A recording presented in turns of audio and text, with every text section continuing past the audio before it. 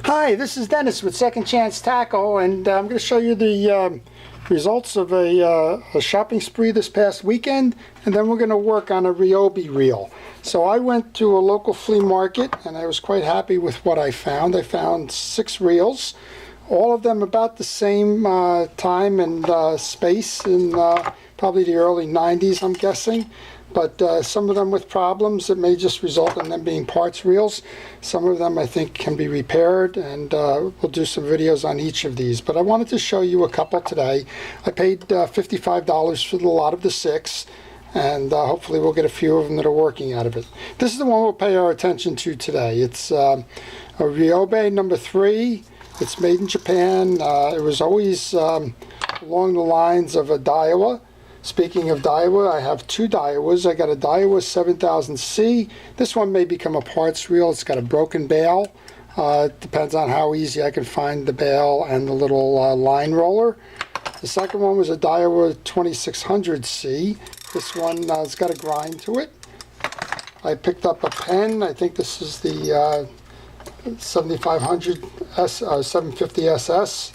I could be wrong. It could be a 650 SS. It's got the shielded spool. It's lost its badges. Has all of the internal gearing working.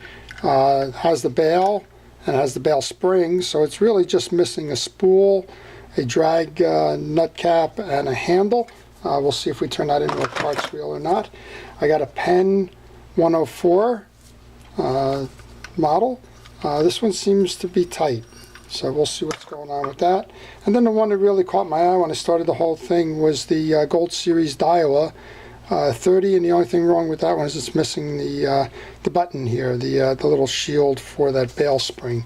Other than that, and a lot of line getting caught up there and the like, that seems to be a pretty solid reel. But today I wanted to work on the Ryobi number 3, and we'll see what's going on there. So this one's got a little bit of a difficulty in the cranking. Handle's a little loose. That may just be a result of it not being tightened. A little bit of a grind. So let's take this apart. We'll see what the mechanics are. I've never worked on one of these. If nothing else, like I like to say, the cost of the reel is the price of tuition to learn about the reel. But the Ryobis always look like the Daiwas to me, probably with good sense. Both are made in Japan. Both are about the same era. And I think while Daiwa continues to make reels today, I don't believe Ryobi does. It seems like they're making cordless trimmers and drills, but I'm not quite sure. So this is a single ball bearing reel, and as I always start, I take off the side plate to get to the gearing to see what's going on. This side plate, no tricks to it. It's a half a side plate, 3 Phillips head screws, it appears to be. So let's go take that off, and let's see mechanically what's going on under here.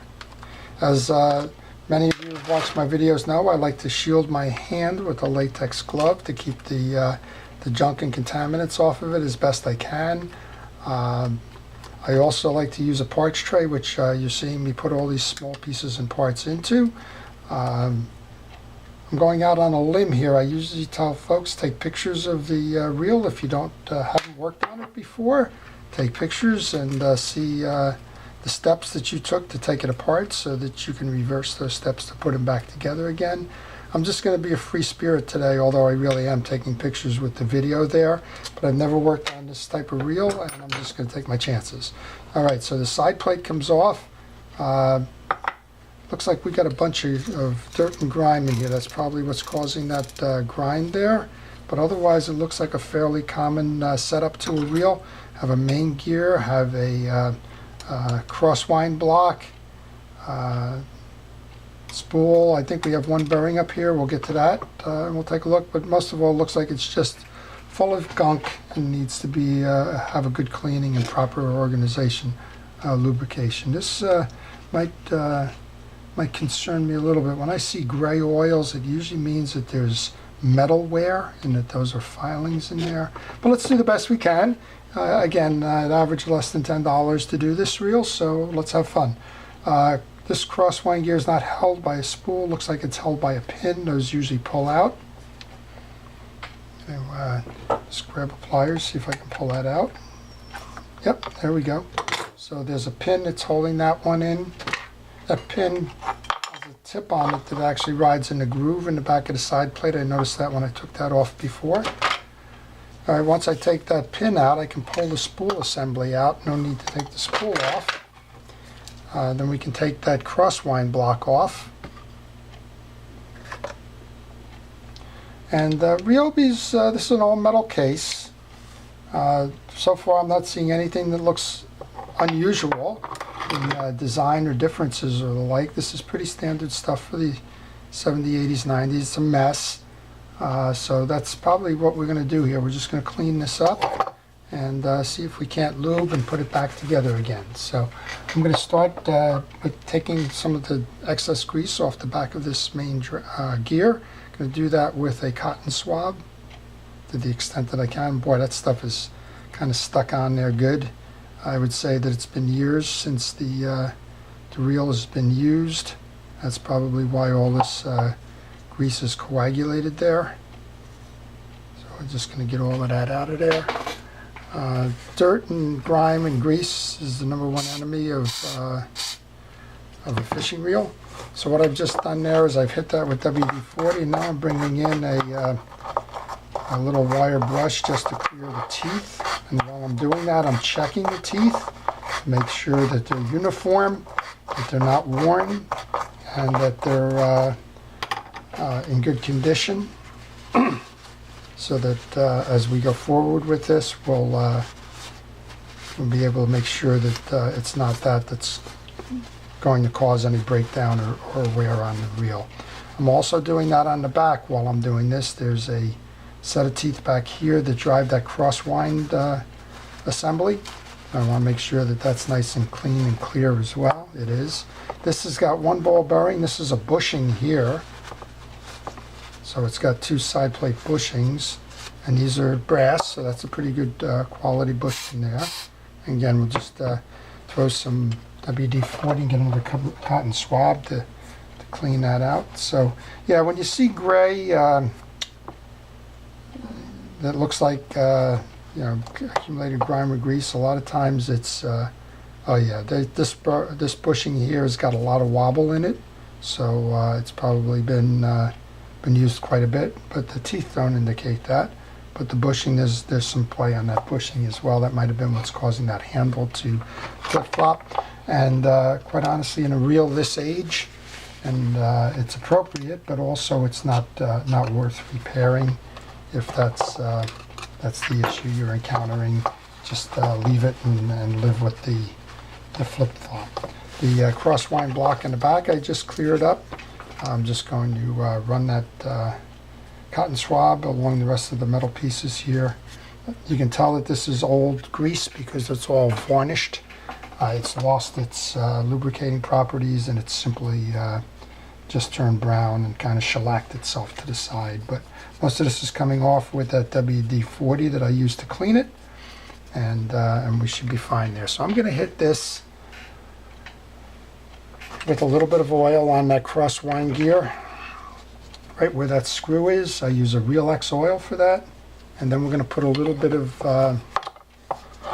blue grease on the crosswind assembly itself. This one's a mess, so again we can see that it's all just hardened grease on there, so I'll do my best to clean that up as well.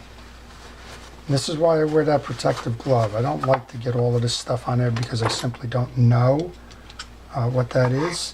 I try to keep my right hand out of the way as much as I can, but from time to time there's no way to avoid it. But to the extent that you can keep yourself clean, why take the risk? So okay, so that's the crosswind gear, and this is fairly common to the era and the genre of these reels, and I suspect as we open up some of those others that I brought home and we go do the YouTube videos on them, we're going to find they all look very much the same. Alright, so I'm putting some blue grease. I use a Penn reel grease for this one. I'm putting that on the back of the crosswind assembly. And we're going to put this crosswind block into the hole there. And we've got the other parts done, but let's go up top. Let's take this rotor off. There's a bearing in there. Let's make sure that the bearing is functional and clean. We did hear some noise when we were cranking. It could just be that it's crying out for oil, or it could be something more serious there. So let's take that apart, take this. We have, it looks like 3 screws here that are holding that in. Now, normally I would put these pieces over into my parts bucket and I would go and do some other steps of the rebuild, but I'm going to leave these right on my table here. Hopefully I won't knock them off and prove that maybe I'm not as smart as I like to think I am from time to time. And I'm just going to go in there and try and clean that bearing and just reassemble all of this right away. So I'm just going to leave those 3 screws, the nut, the collar, and then this should pull out. There you go, this pulls out. Here's that bearing. I want to make sure it spins. It's spinning. It's noisy. It's probably, ooh, it's got a lot of junk on the back end of this. So I'm going to just throw the WD-40 on that, try and clean this up as best I can. And this is about a size 60 reel. It's a saltwater type of a reel, or a deep lake reel. It's got shielded bearings here, which is good. It seems like there's some dirt that's worked its way in there, and we're trying to work it out now. So these are they're workhorses. They can pretty much do anything. They control. You can drop them from a pier, use them in the boat for drop fishing. You can surf cast with them. Pretty much a multifunctional reel. I think the 50 and the 60 series are about as versatile as you can get. Even in the reels today, you can get your money's worth because you can do a variety of fishing there. Okay, so this one's a little noisy. Oil bearings, so we're going to use the Real X oil on this. Quiets it down a little bit. I'm going to reinstall that back on the shaft here.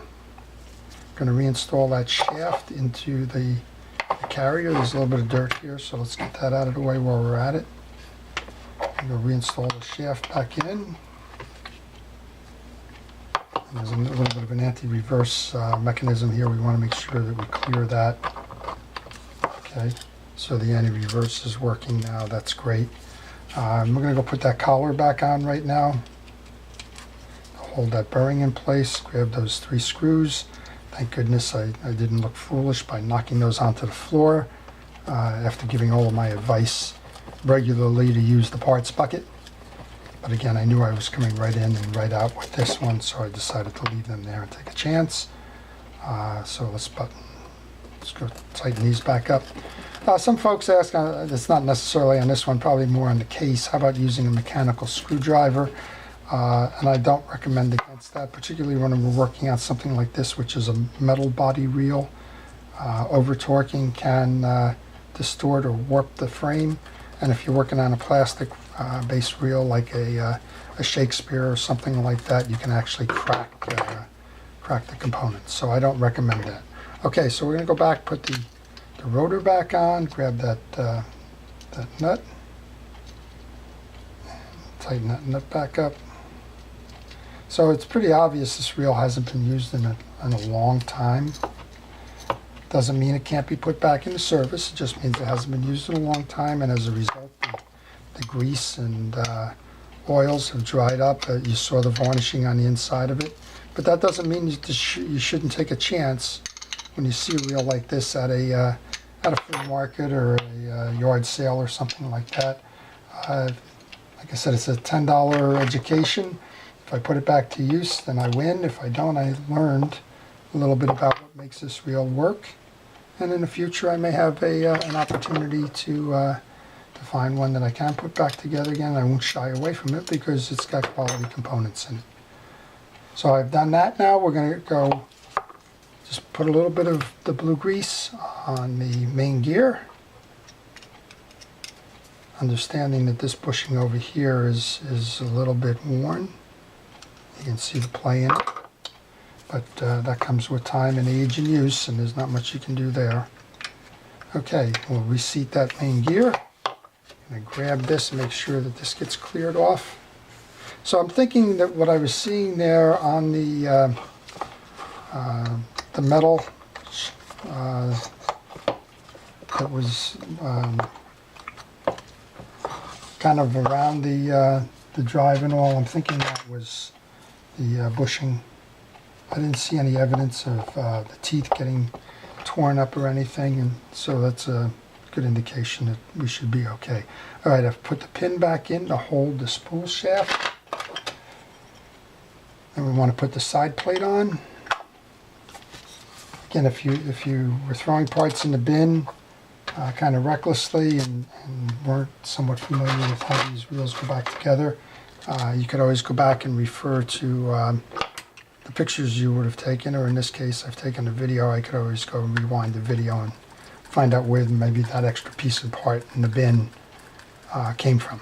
So I put this back together again. We'll see if it's smoothed out the operation at all, and if it has, it's a good reel to give to somebody, or sell for $10 plus $5 for the effort to put it back together again and lube it up or whatever. But again, it's more of an education than it is anything to me at this point. So I may just, next time down the beach, I may just find a kid who needs a fishing reel and hand it to him and wish him good luck.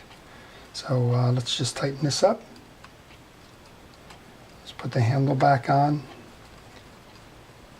And if I get a chance, we'll see how it performs. If I get a chance, I may go search out another bushing. These tend to be standard bushings, and I can probably find one in my parts reels that is the same size. There's not a lot of variation in them. I do know that there used to be folks that would change these over to bearings, make it a 3-ball bearing instead of a 1-ball bearing reel. That's an option as well. Go see if there's a bearing out there that's the same diameter. But right now I'm not going to worry too much about it. It was more about an experiment to see what this reel is, and see if the performance could be improved. And I think, I'm guessing just from what we did here, that the answer is yes, between oiling that bearing, cleaning up the dried grease, and putting fresh grease in. There you go. All right. So with the exception of a little bit of slop there, it's okay. So not something that's the high end, not something that I would particularly go crazy trying to fish, but certainly worth the $10. And again, I'll probably just find somebody that needs a reel and pass that off to them there.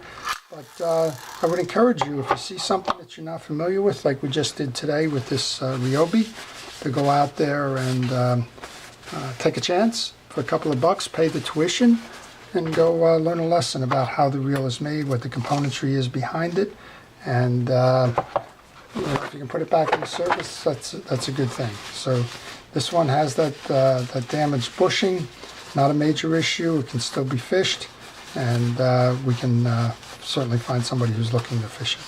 So with that in mind, I appreciate you watching the video, and hope it's been helpful to you. If you enjoyed it, please indicate that with a like on YouTube. If you'd like to see more of these, including the other reels that I brought back from that flea market purchase this weekend, subscribe, and they'll be posted as I get to them. Again, thanks for viewing. This is Dennis with Second Chance Tackle.